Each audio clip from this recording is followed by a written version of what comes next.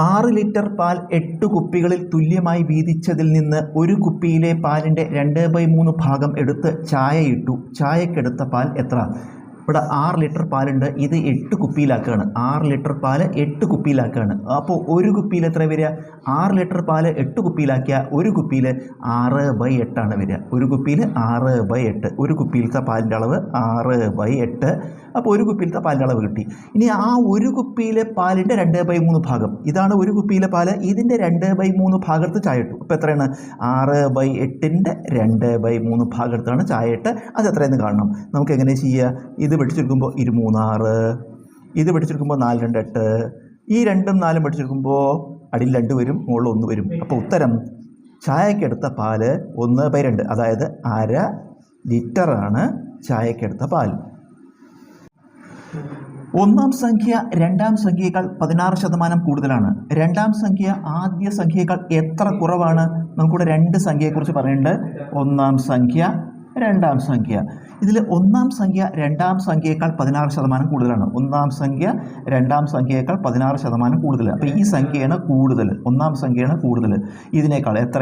16% കൂടുതലാണ് നമ്മൾ കണ്ട്. അപ്പോൾ ഇത് കൂടുതലാണെങ്കിൽ ഇത് കുറവാണ്. രണ്ടാം സംഖ്യ ആദ്യ സംഖ്യയേക്കാൾ എത്ര കുറവാണ്? ഈ സംഖ്യയാണ് കുറവ്, ഈ സംഖ്യ ഇതിനേക്കാൾ കുറവാണ്. എത്ര കുറവാണെന്ന് കാണുന്നുണ്ട്.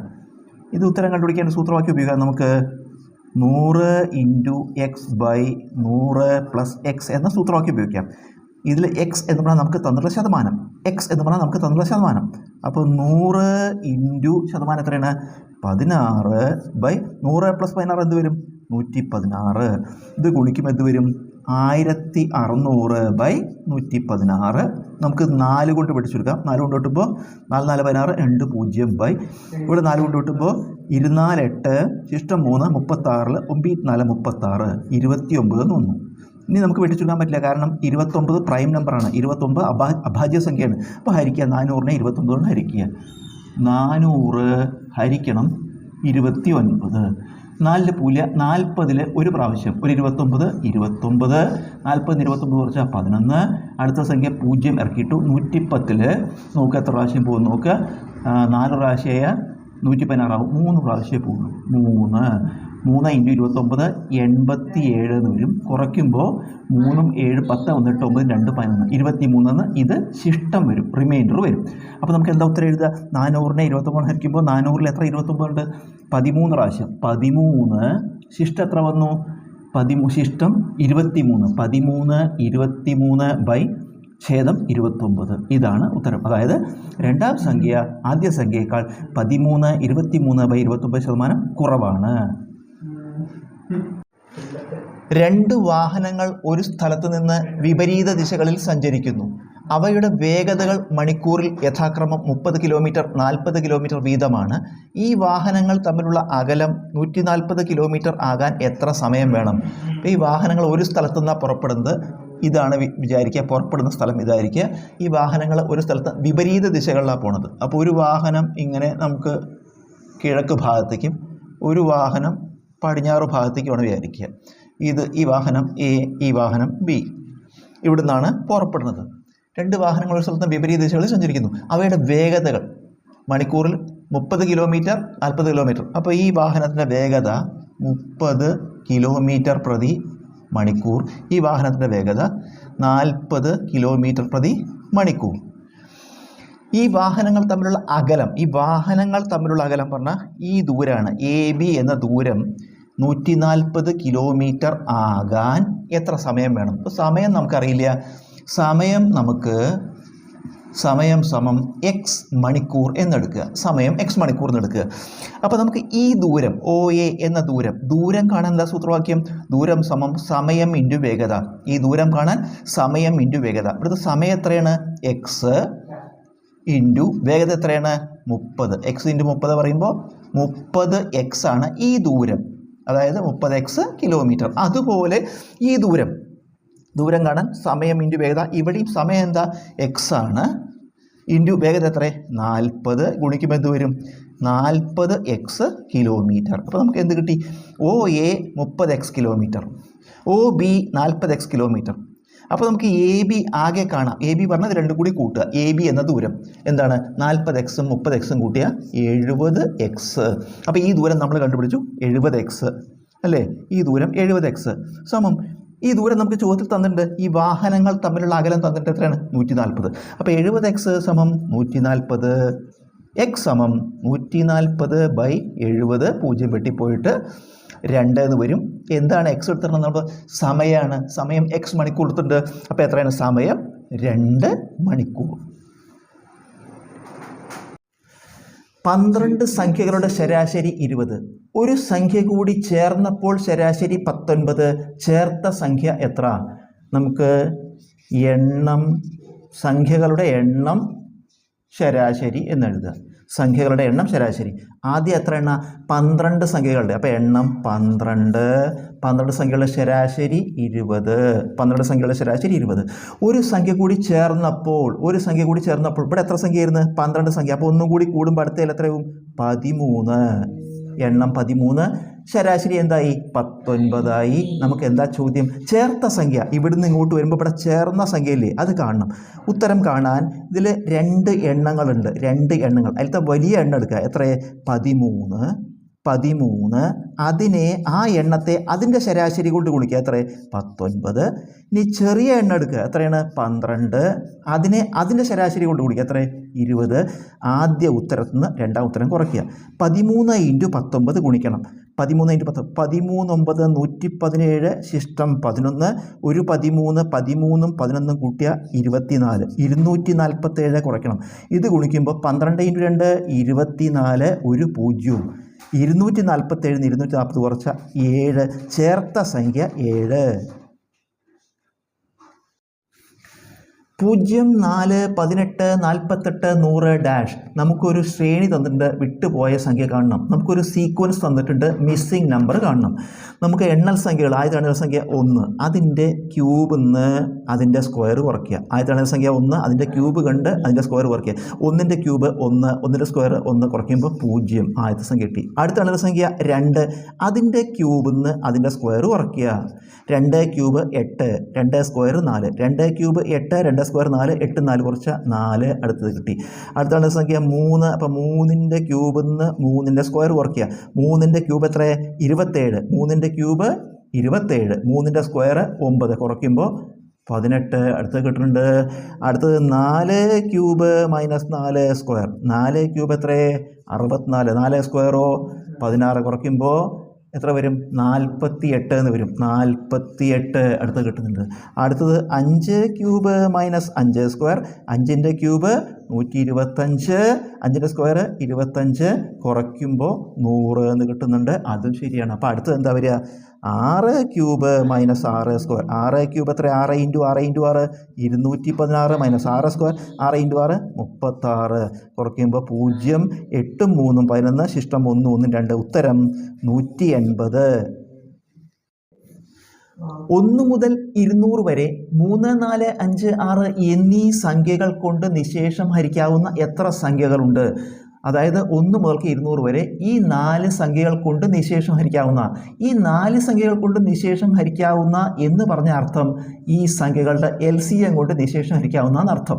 ഈ 4 സംഖ്യകൾ കൊണ്ട് നിശേഷം ഹരിക്കാവുന്ന, കംപ്ലീറ്റ്ലി ഡിവിസിബിൾ എന്ന് പറഞ്ഞാൽ അതിൻ്റെ അർത്ഥം ഈ 4 സംഖ്യകളുടെയും LCM എന്താണോ അതുകൊണ്ട് നിശേഷം ഹരിക്കാൻ പറ്റുന്നത്. അപ്പോൾ നമ്മൾ എന്ത് ചെയ്യണം? ഇതിൻ്റെ LCM അല്ലെങ്കിൽ ലസാഗു കാണണം.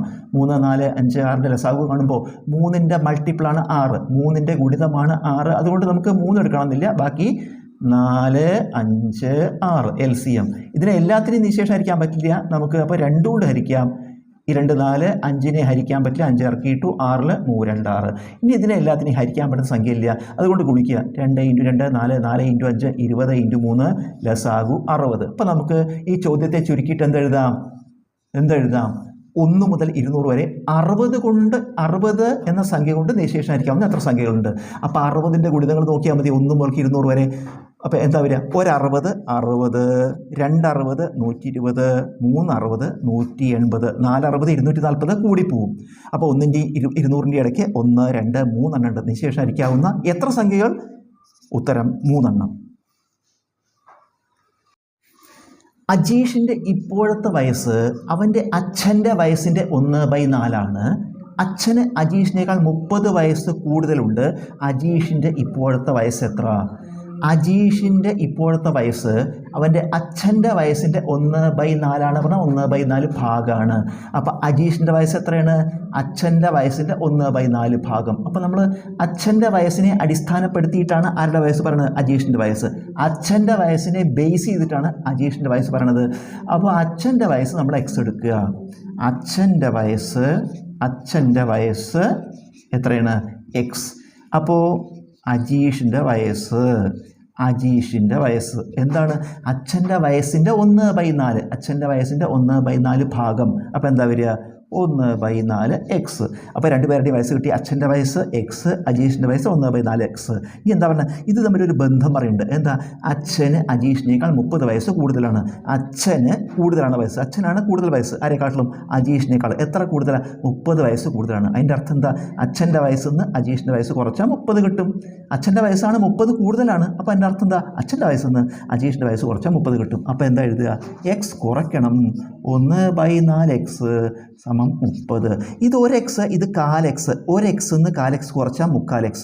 1x നിന്ന് 1/4x കുറച്ചാൽ 3/4x സമം 30. എക്സ് എങ്ങനെ കാണുക?